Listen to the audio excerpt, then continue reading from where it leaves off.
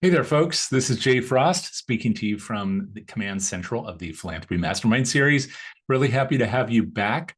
You're looking at me a little closer than usual. That's just because of a difference in camera angles. So hope I'm not scaring you there. If you've been here before, you know it's usually at a distance. I'm waving at you.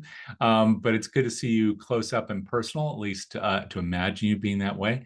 And to welcome you to another session in the series. We're doing a lot this year and really happy to see you here. And I know that our guest is in the process of starting her video, so she'll be with us, and she is. So I'll be introducing her to you in a moment. But before that, I just want to, of course, welcome you here and invite you to do as we said in the slides that open up the session today, which is to say hello in the chat, if you would. I know it'd be really helpful to our presenter to know where you're here from, especially where you are from physically. We often have people from around the country and sometimes overseas.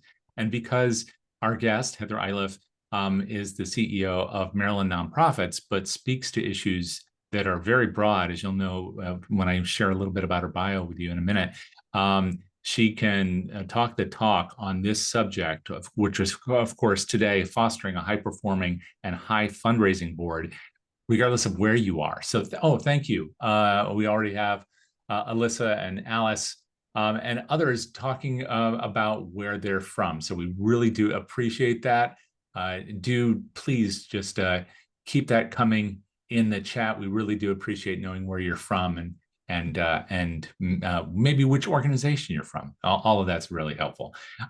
Now, as you probably know from this series, we have a couple ways that you can engage with us in the chat, but also the Q&A. So I want to encourage you to use both of those today, because Heather will be sharing quite a lot of information on the screen, and we'll store up those questions and then share them with her. She may be viewing those as well. So don't wait or hesitate.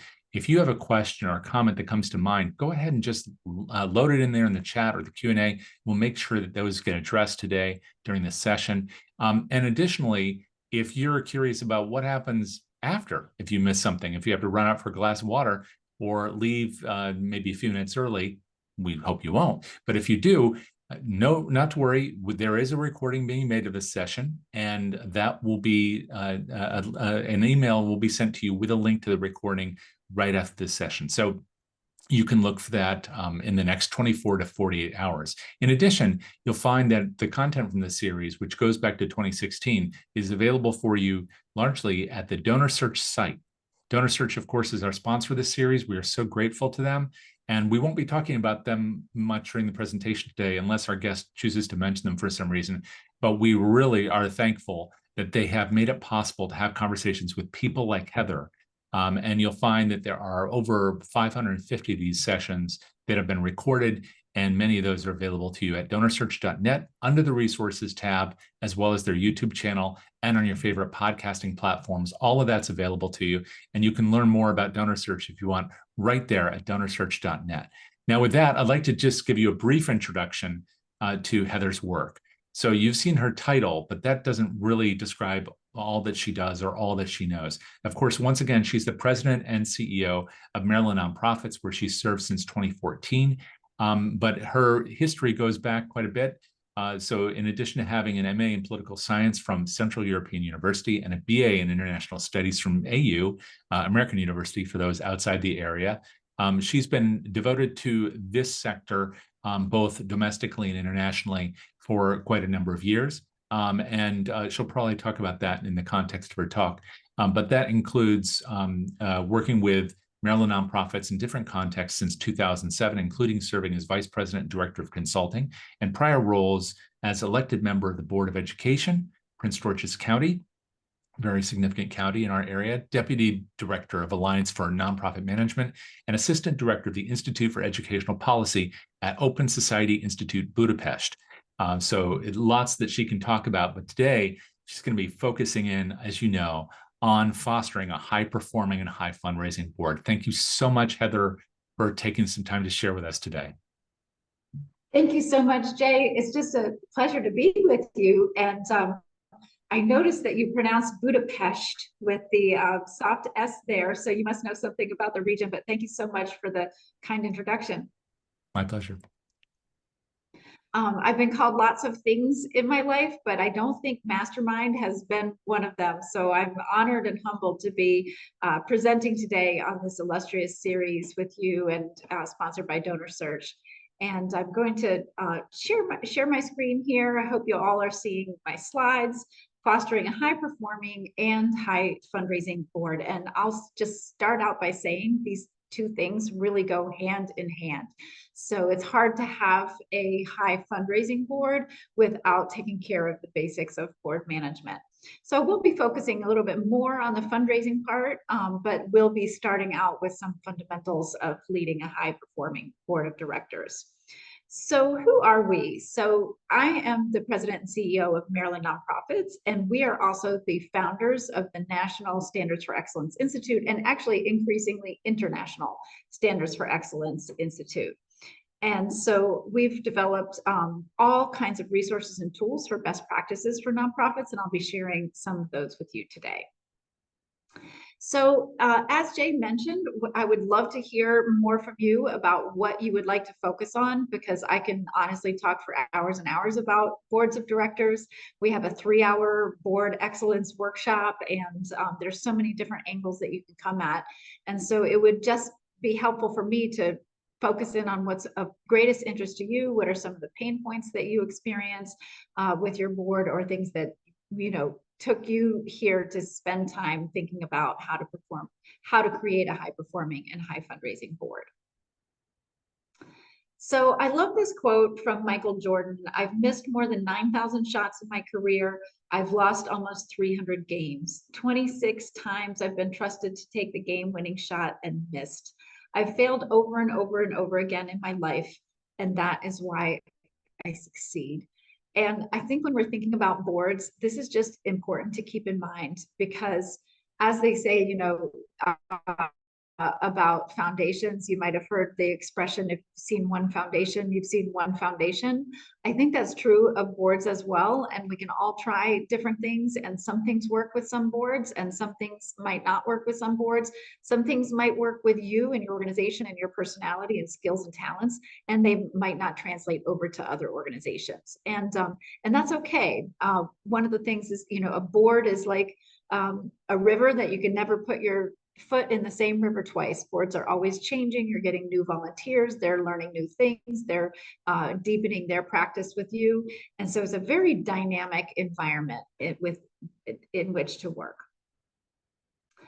So I'm going to share two frameworks that I have found. Probably if I were really a mastermind, I would bring these two frameworks together into one, but two frameworks that were out there in the world that I have found to be helpful when thinking about the overall roles and responsibilities of boards and how to think about a high performing board.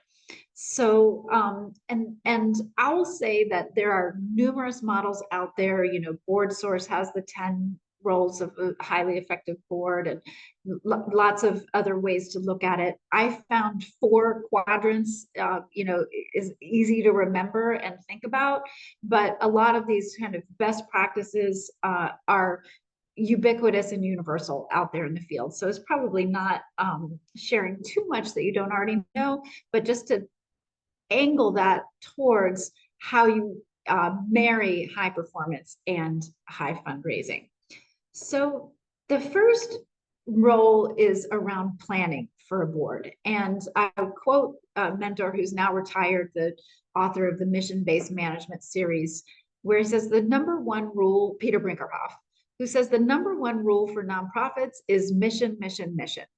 And that means that you're putting your mission first in all of your communications, in how you're structuring your board meetings, how you structure your strategic plan.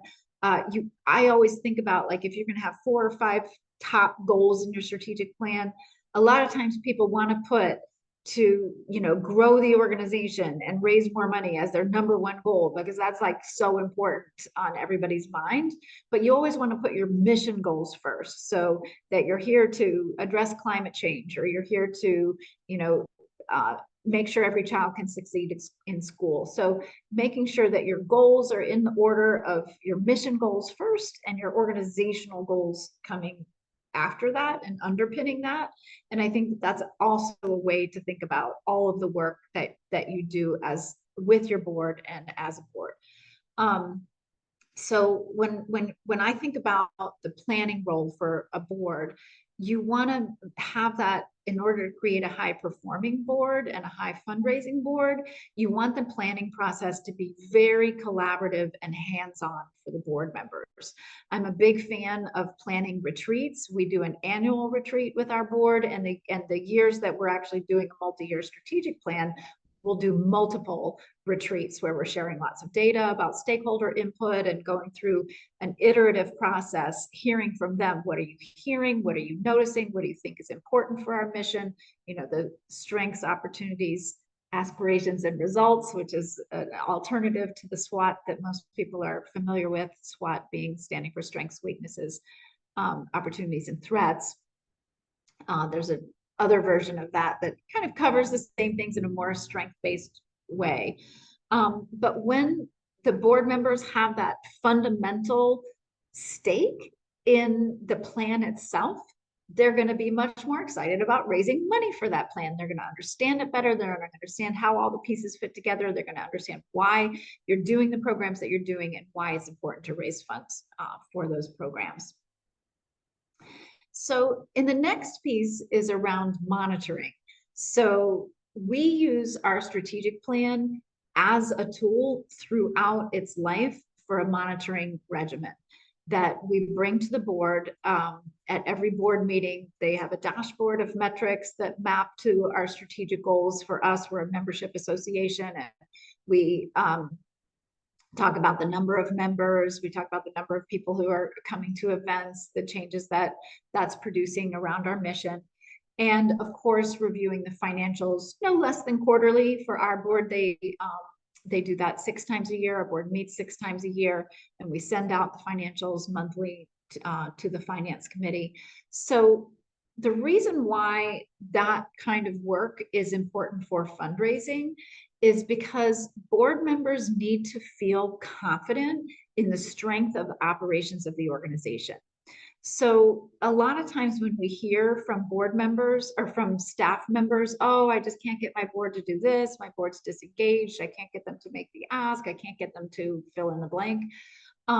Sometimes you have to go a little bit deeper as to what might be some of the spoken or unspoken obstacles to their feeling more engaged and feeling willing to bring in one of their, friends or neighbors or someone who they trust and who trusts them to give to your organization. So if a board member is kind of low key, not feeling great about where the organization is with its audit, or they are concerned about, the impact, or they just don't know and they're not receiving the information about the impact of your organization, they may not feel equipped, or they might feel insecure about inviting one of their good friends to donate to your organization.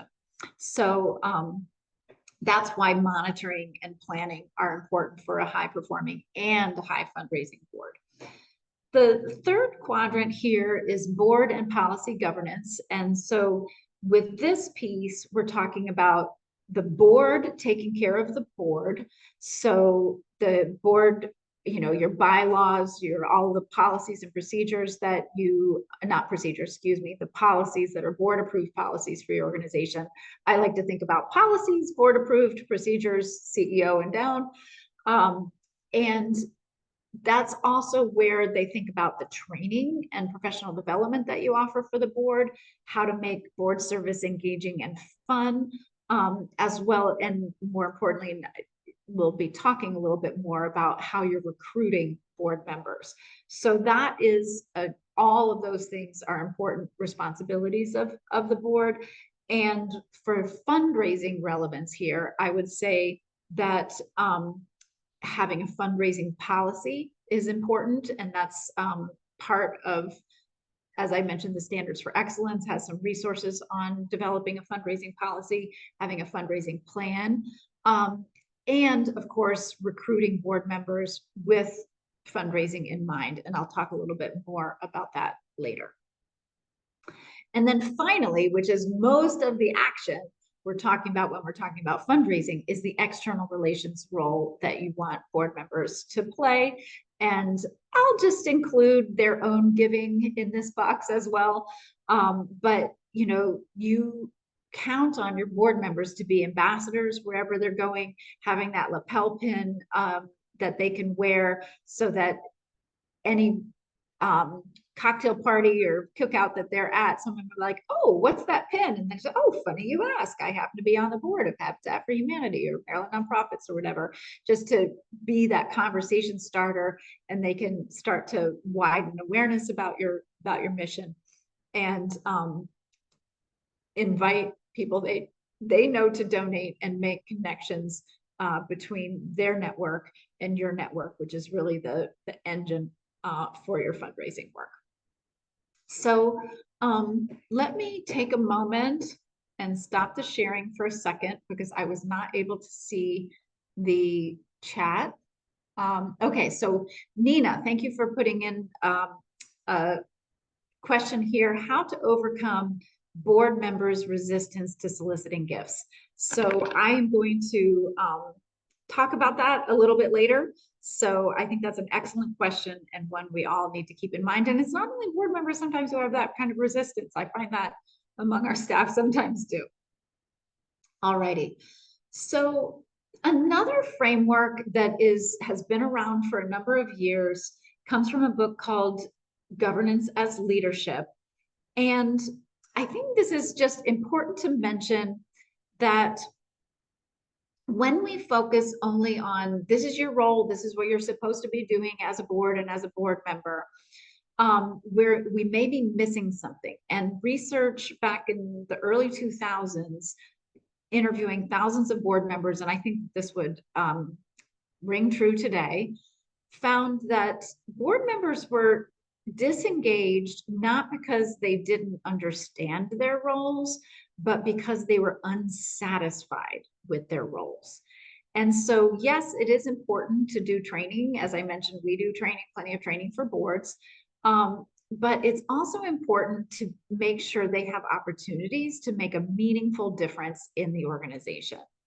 And so Governance as Leadership started to say, okay, we actually have 3 different modes that boards work in. And these modes can cover all the quadrants that I covered. The fiduciary mode is around ensuring that the board is doing its fiduciary duty, which comes from a sense of, if you think about, if you're the fiduciary for your grandmother who is, you know, in the hospital, then you're the one who is entrusted with her care. And so a lot of times people hear the word fiduciary and they think finances, but fiduciary is much broader around your duty of care and duty of loyalty to the organization, and making sure that the charitable resources that people entrust with us, with that tax exempt status in the United States, that is well stewarded. And so the fiduciary duty is a lot around that planning and monitoring and board governance function, to make sure the organization stays on track. And that's something that you want to just not have any question marks for the board, that they just know that things are smooth. And the unfortunate thing is many boards kind of spend almost all their time in that fiduciary space and may not get to a point of really being strategic. And that's, I talked about, you know, inclusive planning processes and really thinking about opportunities out on the horizon. It's not only during your strategic planning time that your board is being strategic. And one of the things that when you're thinking about fundraising, there's often a lot of strategy in how you think about what are some of the institutional funders and partners you want to go after, and how, you know, your fundraising plan has a strategy embedded in it as you're thinking about your mix of, you know, how much of what we're doing is going after individual donors, how much is going after corporate, how much is going after foundations. And then also the majority of funding that comes into nonprofits is not in any of those sources that I just mentioned. The majority of our funding actually comes from fee-for-service and government.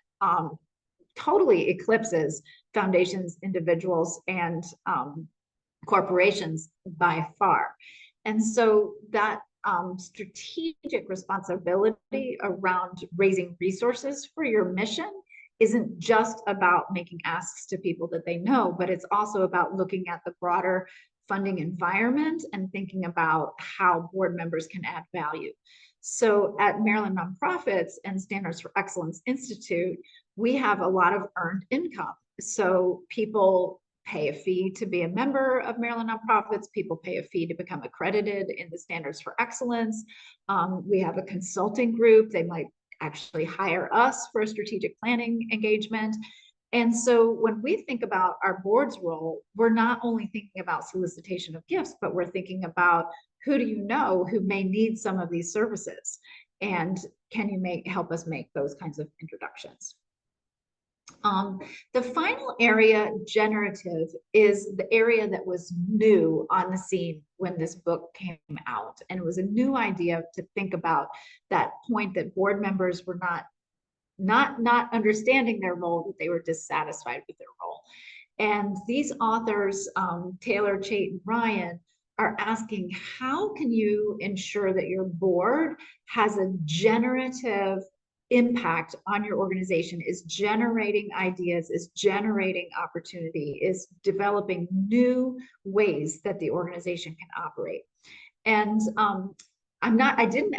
we didn't ask what your title is in your organization, but I'll just say at the staff level, this, you know, I'm not going to lie, scares us a little bit, right? So we don't always want our boards brainstorming about all the things that we could and should do, because that just adds to our to-do list. And like, we already got enough to do, you know.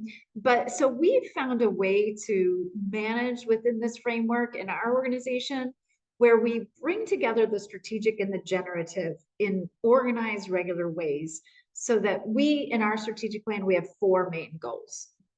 I don't recommend that people have any more than 6 goals in their strategic plan. I think 3, 4, 5 goals is enough when you've got your mission, vision, values, goals, metrics, objectives, you know, to really, and we're a very complex organization. So we've been able to fit it all into 4 goals, which is, again, when I talk to you about 3 areas or 4 quadrants, we want people to be able to keep things top of mind year after year about what the main goals are.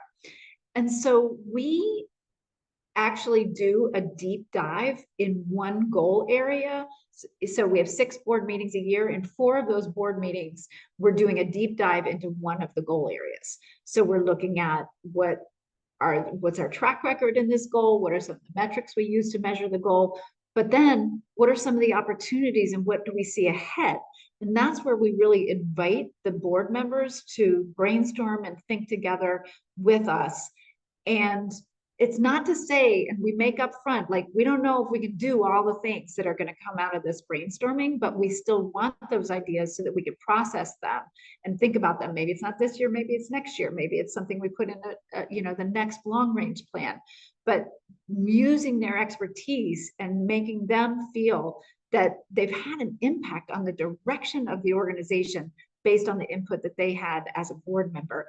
That is so gratifying and really creates that kind of tight coupling that you want to have in your board, caring for your organization and caring for your mission. There's another piece I want to say about how you structure your board meetings.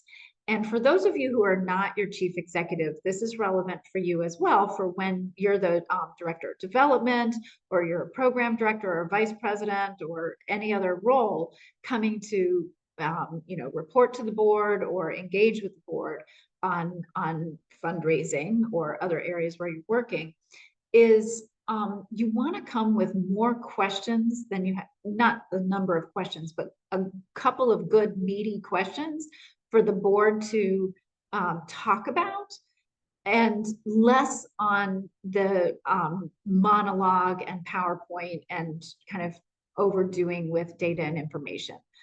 So the way I structure our board meetings, and I say I improperly, actually, I should say we, this is me, our board chair, board vice chair, when we think about what's coming up on our board agenda, we always try to have at least 1 or 2 big strategic questions or big learning opportunity for the board members.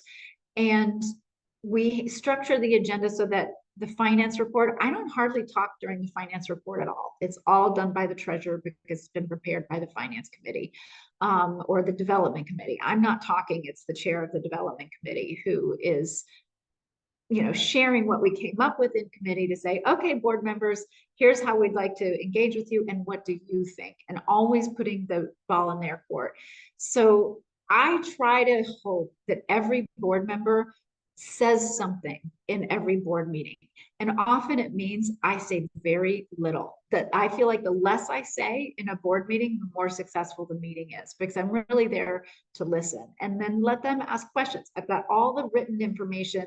Background reports are provided in advance so that if they want, information, they have that in writing. And sometimes you have to highlight it. I don't expect that they've read everything. That's another thing, is like, don't worry about it if they haven't read, or if they're late, or they can't make it, or they're last minute, or they drop the ball. They're volunteers. And so they're like your donors, they're your VIPs. They get to handle their board role however they want to handle their board role. You're here to support them and support their success and be in a place of gratitude for what they are able to do, not being disappointed in where you might have had higher expectations than their meeting. I'm going to talk a little bit about that later, because that's a big one that I find with a lot of nonprofits that we work with. So as I mentioned, we're both Maryland nonprofits and the Standards for Excellence Institute.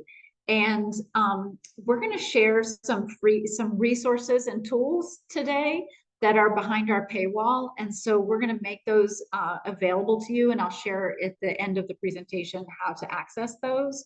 And so if you're outside of Maryland, and I saw Chevy Chase, I saw Baltimore, I saw a few Marylanders, thanks for being here today, but the vast majority of you are national or international from my perspective sitting here in Baltimore, and the standardsforexcellence.org would be the more relevant webpage for you. They're both of the web pages kind of work off of the same resources that we've developed through the Standards for Excellence, which is a research proven accreditation that organizations that get the standards raise more money and spend more money on their missions than organizations without the standards.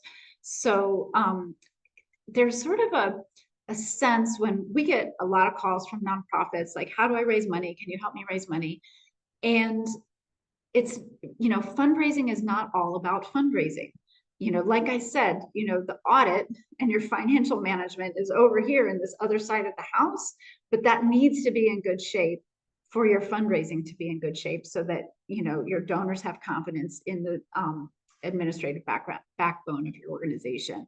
And the standards for excellence really allow that to come through, that donors have greater confidence giving to your organization with that kind of accreditation. And there might be other accreditations that are available to you in your specific field, like CARF or COA or others that can also serve to support that donor confidence and having, the right kind of plan in place and the right case for support, and all of those things support your fundraising success. So I'm going to switch gears for a moment and talk about board recruitment. And because a lot of times you'll end up with one or two board members on your board who complain loudly about being asked to fundraise, or I'm not here to raise money, or I'm not good at it, or I don't want to participate in that. And one or two people voicing those kinds of things on your board can have a real dampening effect on your board as a whole. And so sometimes you need to wait until those folks rotate off or let them kind of drop off before you're really able to get your board fully revved up. So one of the things that is important for your board recruitment is that it is a board-led process, and that it's led by some kind. Ours, it's called the governance committee. Some people call it the nominating committee. But that you have regular meetings of your board members who are thinking strategically about who should be on your board and how you should recruit them. And one of the best tools that we have found for cultivating a really robust conversation amongst board members about board recruitment is this board composition analysis. And this is one of the tools that, like I said, is behind our paywall. We're going to make free for you today. So, and you can make one of these yourself. We just happen to have already put it all into a Excel form that adds up the board members. So we just start with the who is currently on your board, and you put their initials in there. You ask them to fill out a form to provide you this data. I have also done it back in the old in-person days where I've actually passed around a sheet to have people fill out. Our board meetings are mostly virtual now. And so we ask them for this information in other ways, and then we load it into the form. But looking at who is currently on your board, age, gender, race, ethnicity, geography, constituency, affiliation, knowledge and expertise. So this is all meant to be customized. So you can see here, early childhood education or food service or played an instrument, or just depending on your mission, or it could be geography, you could be like, we're only in Eastern Texas, and so we want to make sure all the counties in Eastern Texas are represented. So you might list those counties there, or neighborhoods in your city, and you want to make sure that you have that kind of representation. So many board recruitment conversations kind of devolve into, well, I don't know anybody rich, or, I can't think of anybody who's not already too busy. All my friends are already too busy. And I find again and again and again, when the conversation starts with an analysis of who you have and looking at, oh my gosh, we don't have anybody under 39 on our board. On our board just recently, we went from having 0 retired members to now having 3 retired members. We had 3 board members retire in the same year. And so usually most organizations don't have enough young people, but some people might not have any retired people who have more time on their hands and may be able to have a wider social circle that can be an asset for you. So I find that when boards base the conversation on some data of who they have, and then talk about, well, what are we looking for? We're really looking for, in our board right now. We're looking for more people with advocacy experience. We don't have a lawyer on our board right now, so we're looking for a lawyer. We're looking for people of Native American and Asian heritage. And so once we've got those priorities set before anybody's talked about any names of individuals, then I don't know why it's so much different, but it just enters a different part of their brain, and suddenly people start popcorning people that they know that they wouldn't have thought about with just a generic, request for, who do you know who would like to be on our board. So let me go back to the slides here and share. The other thing I would say is, take it slowly and carefully, and don't just take anyone who's willing, right off the bat. So as I mentioned before about if your board has one or two people who are like Debbie Downers about fundraising, you want to make sure that you start addressing that in your conversations with the prospects. So we've got a board prospect list with 20, 30 names. And each year we're only recruiting 2, 3, 4 board members. And so we go through a process of prioritizing, and then of the top priorities, we have a plan, which is a 2-step one-on-one meetings.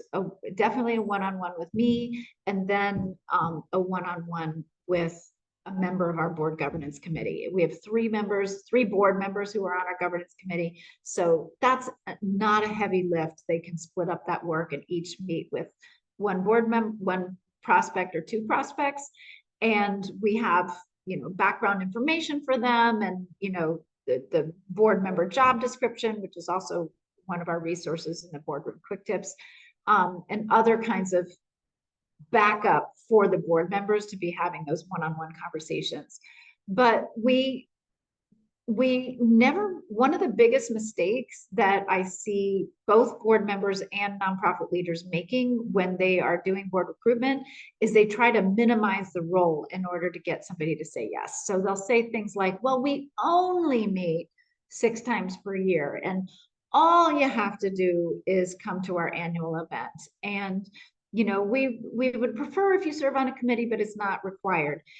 So you're just the tone and the way you're phrasing those things sounds like you're trying to minimize what the commitment is in that initial conversation. I coach our board and organizations that I work with, and our organization, never to do that. So I actually had a call with a board member recently who was considering stepping off the board because her professional role changed and she wasn't sure if she had enough time. And so she was wondering, should I step off now or should I wait until the end of my term, and what is really required of me? And even though she had served on the board for a while, I wasn't ready to let her off the hook on anything. And I said, well, we do ask a lot of our board members. It is an important leadership role, and we do ask that you serve on at least one committee. Currently, we have you on this committee. It meets this often. Is that something you think that you can continue? And if it's not, maybe it is a time to rotate off for you early, not even rotate off, to step down early in her term. And I thought that was what she was going to choose, because I was like doubling down on, no, this is an important role and we need you 100%. And she decided to stay on until the end of her term after the end of the conversation. And I thought it was going to go the other way. So you're not necessarily pushing people away by saying, we're looking for top leaders who can really have time and energy to contribute to our mission. And we know how much you care about our mission because we already know you through these other channels. So I also typically don't like to bring on people who are kind of strangers to the organization, which may be more common for board members to recommend people who don't know. And you do want to take board members' recommendations, but we try to put them on a committee first and get them to having them coming to some events and getting to know them before we're actually bringing them onto the board. Does anyone have any comments or questions about composition? So completing a matrix like you presented Nancy says, allows the organization to strategically identify and invite people to serve on the board. It gives you the rationale for why you're approaching someone. This commentary speaks to the importance of considering personal action plans for board members that define expectations, negotiable and non-negotiable. I really like that, Nancy. Those are some really great points. And we do have a board member job description. And then we've also started with having at the beginning, we have our annual retreat, board retreat towards the beginning of the year. And we have a board commitment form that we have them fill out like a pledge form, but it goes a little bit deeper into ways that they, and lots of choices. Some people think of this as, you know, breakfast, lunch, and dinner, or appetizers and desserts. I heard someone recently talk about you can have like the cupcake, the birthday cake, or the, you know, the big anniversary cake or whatever. So you want to have some easy ways for board members to engage in your fundraising work, and some higher up on the tree. And you want it to be their idea and them saying, yes, this is something I would feel comfortable doing. So that later when you're doing that one-on-one follow-up with them, you are reflecting. So you said in your board commitment form that you would like to attend, you know, some meetings with us and foundation so you can experience how we make an ask. Or we noticed on your board commitment form that you're willing to sit down with us with your LinkedIn profile and look at who might be some good prospects who you know to make some introductions. One of the things that I'll say tends not to work very well with boards and fundraising is sending out a mass email, or even saying to everyone in a meeting at the same time, we need everyone to submit 10 names for this or that event where we're going to receive an invitation, or we need everyone to sell 10 tickets, or here's our sponsorship package for the event that's coming up. We want you to send this out to people you know. We like to, since we're a nonprofit and our board members are often nonprofit leaders, their vendors who they work with, their accountant or their photocopier, tend to be good prospects for us because they have a nonprofit audience. And so they would be good exhibitors or sponsors for our conference. So how many millions of times have we sent out the sponsor packet to the board members with the idea, can you, you know, send this out to your folks? It maybe, you know, yields 1 or 2 every other year might come in that way, but it's not an effective way to get the board involved in fundraising. So what I would recommend, what we recommend and what works for us, is that you get them talking in a group at a board meeting or at a retreat about how they want to engage and the many different ways that they can engage, that you don't judge. And some board members, you know, just may sit back a little bit, and that's okay. Just be grateful for the ones who are willing to lean forward. You just don't want them naysaying everybody else. That's the thing that can dampen other people's engagement. And then support them through one-on-one meetings to implement that. And I believe that that has to be a staff role. Yes, we do want board members soliciting other, you know, their fellow board members for their annual gift. But if the board member assigned to do that drops the ball, you got to be ready to follow up and do it. So my philosophy is that every task that you want the board member to support you in related to fundraising, you've got to also be ready to back up and do it as a staff role, and not be salty about that. Like, don't bum out about that. Just be prepared. Be grateful when they come through. Don't be disappointed when they don't. They're volunteers, and that's just the nature of the game. So this is another thing that well, I'll hold off on that. I wanted to, let's try something a little bit more interactive on one of our fun ways to get boards involved in fundraising. So I wanted to invite you to share a hobby that you have, that you enjoy, in the chat. And one of the things that we love to engage board members in at any size organization is a micro event. So let's see what's coming up in the chat here. So quilting, yes, I have some knitting needles on here. Singing, karate, and reading. Oh yeah, so Gail's a knitting, tai chi, softball, cooking, fishing and boating. So this is something that you can dual purpose with your board. So you can use this as an icebreaker to have them share with each other their hobbies and some stories about their hobbies, and then challenge them to say, how could you turn your hobby into a micro event to benefit our organization? And so we got a couple people in here who are cooking. I mean, that one's just such an easy, obvious, right? Like to have a party at your house featuring some good food, or even some potluck. And you know, some of them cycling. You know, we're gonna organize a group cycling trip through this scenic bike trail. Fishing and boating. You know, we're gonna arrange a fishing trip. Quilting. That one you may need to educate people a little bit and have some easier activities to come to a quilting party. I always think of Gone with the Wind when they're sitting around quilting. Tai Chi, that could be also with a teacher teaching people how to do Tai Chi.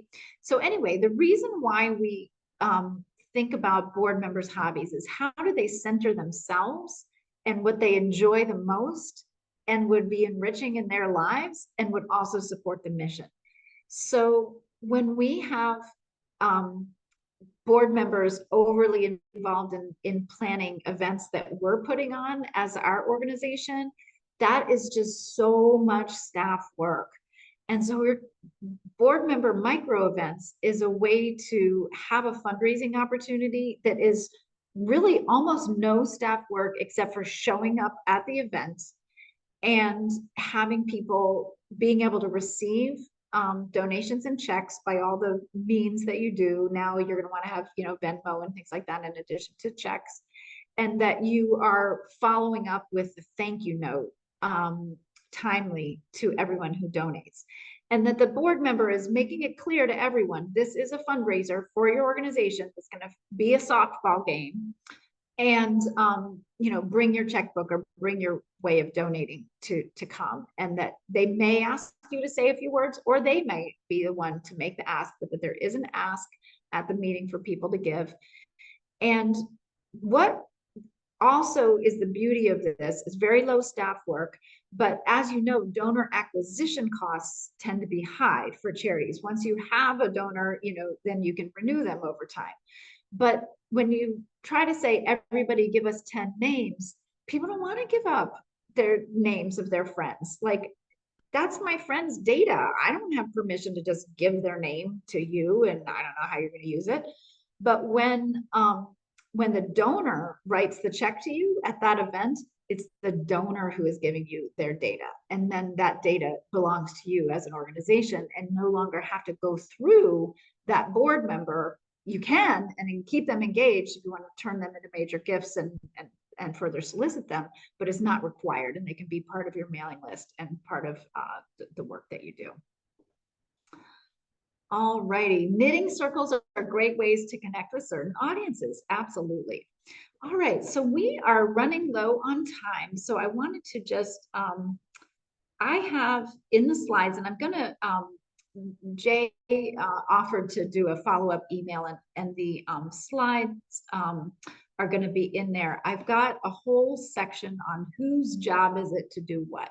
So I'm just going to show you that this exists, and you know, what does the board do, and what's bolded here, I was going to say, are things that the board must do, and then the not bolded are, you know, sort of more optional things. But what does the committee do, what does the staff do, and what do other volunteers do? So I'm not going to have time to get into that content today, but I do want to go back to, I think it was Nancy asked the question earlier today about how do you overcome board members' hesitation in soliciting gifts.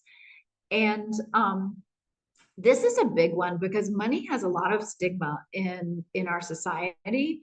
People, it's kind of like don't talk about religion and politics. They don't even mention don't talk about money, but they also don't want to talk about money. And so we want to, as much as possible, make it easy for board members to engage with people they know, like through micro events, and not push them to do anything that they're not absolutely comfortable to do. You as a staff member need to overcome your own issues with soliciting gifts. You need to be good at that, but your board member doesn't. They really only need to make that introduction, and you can be meeting together, and you can be the one who actually makes the solicitation, who makes the ask. I've had maybe a couple situations where I've had board members actually make a dollar amount ask, but for us, it's rare. And our board raised about $120,000 last year, in addition to their gifts. And it was really through their, making those connections that we then followed up and did the proposal and did that kind of work. The other thing I wanted to share, just a few additional points, is make it fun. Why are they on your board? It's that, yes, they care about their mission, but they also have other needs. And you want to make it easy. So, what you really need is them to open a door, make an introduction. That's the very minimum of what you need. And like I said, I had this one board member who hadn't really done anything for quite some time. And when we sat down with her and just side by side went through her LinkedIn, she made tons of introductions for us that were, several of them, quite fruitful. So make it easy. Always show your gratitude. And gratitude is not only in your words, but it's also in your heart. And this is something that I really had to learn the hard way as a CEO who was not hugely in touch with my own emotions or the emotions of others. My executive coach had me come up with, like, how are you feeling today? Just so I could name my emotions. And I had a lot of difficulty with that. I had to do some of my own inner work to open my heart and feel compassion for my board members. I was feeling frustrated with my board members.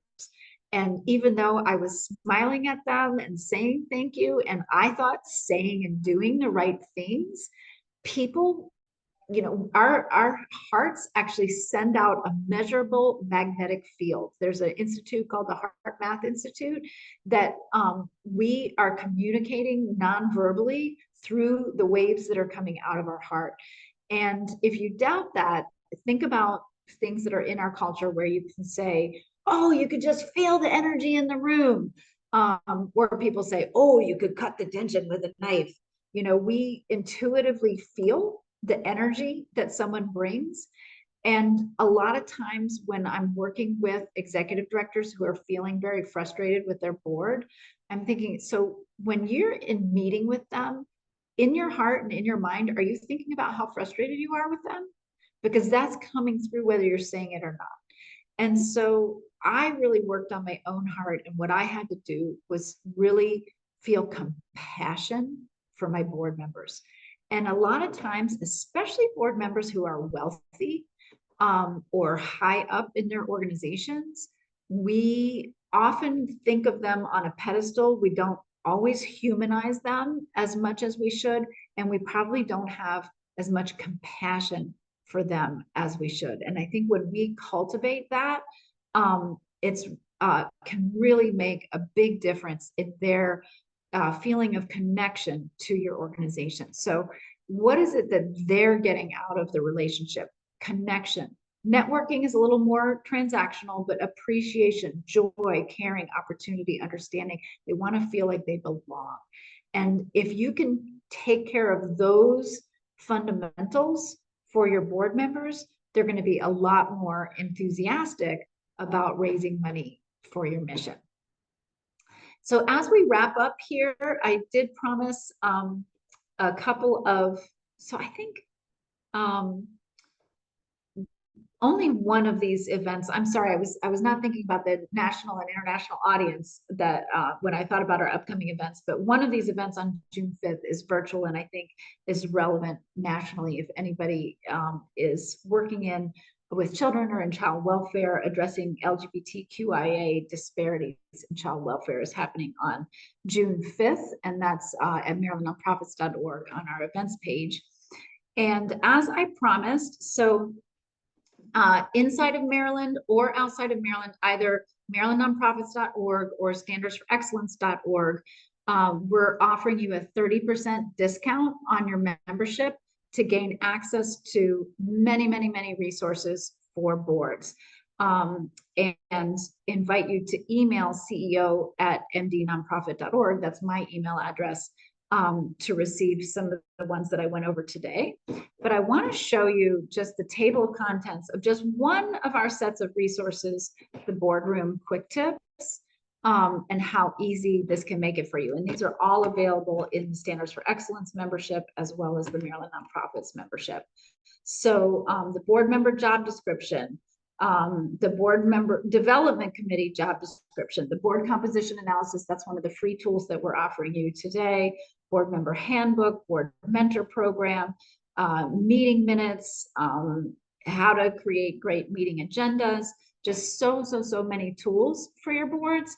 And whether that's something that you want to get through Maryland Nonprofits or through other sources, those fundamental resources for your board build confidence, build their confidence that, you know, because we live and breathe this stuff every day. It's on our mind all the time. Our board members don't. They are off in their own worlds and they zero in on you, you know, maybe once a month at a committee or at a board meeting. And, you know, you have just a small slice of their attention.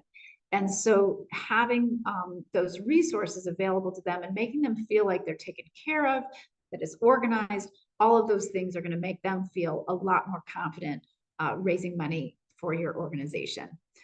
So that's the end of my talk today. It's been an absolute pleasure being with you today, talking about creating a high-performing and high fundraising board.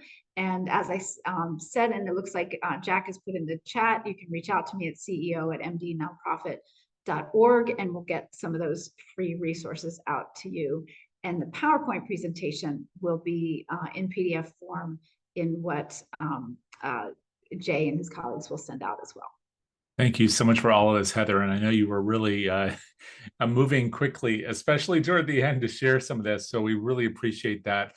Once again, we do have those links in the chat, but there were a few questions. I don't know if you can take these quickly before you go in the Q&A. Oh, the Q&A box. Yes, I was looking at the chat. Okay. I missed the Q&A. Yes, I'd be happy to. We gathered them up. And in fact, one of them mirrored a question that you already answered from the chat, but some of these are almost tactical, but very important. So if you didn't see them, I know one was that an attendee had said, I've heard that it's more productive to hold only 6 board meetings a year as opposed to 12. Wondering if you had a take on the number, you know, the frequency of board meetings. So usually consultants say it depends. With this one, I'm going to say I'm all in for the 6 board meetings. I do think 12 is too many. And partly because I'm coming from a staff perspective, I like to have a really well-developed board agenda. And as I mentioned before, that the committees are preparing what's coming to the board. So things have been sort of pre-thought out and we're thinking carefully about how we're engaging the board in every board meeting. And I just don't think that's possible to do every month. So the board members are experiencing a meeting each month because they're going to we ask that board members each serve on one committee. So they're going to a committee meeting once a month and they're going to a board meeting once a month. So it's a total of 12 meetings, but only 6 of them are board meetings. I think that's the best. It works best for me. Yeah, no, I appreciate that. Often these questions about numbers, people are hesitant to answer them. It was really great to have that kind of clarity. And I'm sure that it's an individual thing, but it's great to have your advice. Another one, this came from Mickey earlier, about when you talk about that fundraising ask or requirement of the board members, do you do that on a one-to-one follow-up or as an email, as a meeting? How do you convey that? Okay, so I actually have quite a lot to talk about in terms of board members and their own giving. So I'll try to be brief, but we like to have a diverse board of directors, and it is part of the standards for excellence that boards be diverse. And that relates to race, religion, ethnicity, age, as well as economic means. And so it's important to have people at all spectrums of society for us to achieve our mission. And so we have not set any mandatory minimums. We say what we ask is that you make a gift that is significant to you compared to your other charitable giving. That your alma mater, your faith home are probably going to be your number one gifts. Please make us no less than third. If you're on the board, that we're a significant stretch gift for you, but that's going to be different for each of the different board members. And then how the board sets that's the board's decision. I try to influence as much as I can, but I have found that numerous times our board descends into chaos when they try to come up with the standard, that's going to apply to everybody. And everybody has a different opinion about it. You'll even have a single board member with 2 and 3 opinions in the same meeting. And so trying to get the board to all agree to your giving standard is not an easy task. So I just try to suggest it the way and try to stick with that and not get them so mired into setting a particular goal. Because I do think the most effective board engagement in fundraising is done in the committee and at the individual level. The board as a whole is just gets messy too fast. Yeah, and I'm sure some of this is covered in some of the materials that you offered, just some of these guidelines and thoughts about these issues, because you could talk about them at length, I know, if you had more time. We did have a question about annual gifts, and if board members aren't giving on an annual or a sustaining basis, maybe is another way to think about it, how you engage them to do so. I don't know if this is also covered in some of that material, but if you want to touch on that as we close, I know that that's always an issue, how to get somebody from 0 to 60. Yes, so I should have mentioned that when we talked about board recruitment. So we include that in the board member job description as well as in the recruitment, so that we do expect every board member to make a financial contribution every year. The size is up to you, but we expect 100% board giving. We also at Maryland Nonprofits, we try to get their at least partial gift in the door before June. Our fiscal year is January to December, but halfway through the fiscal year, because it's often, in December or the last month of your fiscal year, you're trying to chase after your board members and you might miss 1 or 2, which has happened to us. And then we're at 88%. That's not 100%. So one year we actually had, a couple years we had a board chair who said, I'll double my gift if we get 100% board giving by June, whatever. So you can do some incentives for that. But we set it as an expectation. It's a non-negotiable that you're making a financial gift. And some people say, well, I give my time, I volunteer my time. And it's like, that's all well and good, but we do expect a financial gift from every board member. And I love it that you're tying that together with also that expectation of diversity. And because some of the debate about this has been, there are people in the community that we want to serve on our boards in order to make sure that we have all the voices represented, but they can't all give. And what you've just said is, well, to each their own, essentially, that as long as it's showing their ability and their commitment, that you do honor everyone with that invitation to provide that support. Yes. I'll also say that we're starting to look at, for years and years and years, it's been a standard to not pay board members, and that it's a volunteer service. We have started to look at providing stipends for people with lived experience to overcome any barriers to them serving on the board. So we're starting to take an equity lens to some of the things that we thought were sacred cows around best practices. Does that then influence about the request for financial support if the stipend is also provided?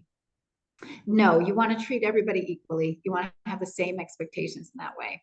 Right. So just making it easy for people to participate, but then still inviting them to invest. Right, That's, because it could be $5 or $10 that they give to fulfill that requirement. yeah, perfect. Thank you. And I know there are other questions and many more that people have to ask, but as you said, they can reach out to you. And just to answer a question that came up once again, yes, there is a recording of this. That recording will be linked to an email that everyone will receive. So if you're attending this session live, you'll be receiving an email in the next 48 hours. Just take a look at that and you'll see a link directly to the recording and also to the slide deck. But everything else that Heather's been sharing, you'll be able to get by taking a look at the link that we have here, which is, again, www.marylandnonprofits.org or Standards of Excellence, Standards for Excellence.org. You can either click the links in the chat, or if you're hearing this as a recording, just type that in. You'll definitely benefit from that material. Thank you so much, Heather. Thank you so much, Jay. It's been a pleasure to be with you today. Thank you for the invitation. Really wonderful to have you. Hopefully we can have you back again. And in the meantime, we do have sessions coming up next week. Linda Lizakowski, ACFRE, is only one of 100 of those, is talking about faith-based fundraising. It's something that she's been spending a lot of time on recently. She's the author of many books. This is a new thing that she's done, and it's something that people have requested. So I hope you'll join us for that on Tuesday. And then Emily Heck will be talking about giving days. And so if you don't have a plan for those, and you're thinking you'll just sort of wing it in November, please don't. Come and join us next week, next Thursday, to hear Emily's advice on that. And you can hear a new podcast episode coming up this weekend with Ken Phillips, who's the Outstanding Fundraising Professional of the Year. You'll hear about his career going back to 1961, including the work he's doing today. He's been the head of development at places like Save the Children and Plan International. So an interesting career, and you'll hear all about that in the podcast. So take a look for all that over at DonorSearch.net under the Resources tab. And please fill out the survey at the end so we'll know what you want to see and hear in sessions to come. Thanks so much. Thank you, Heather. Thank you. Have a great day.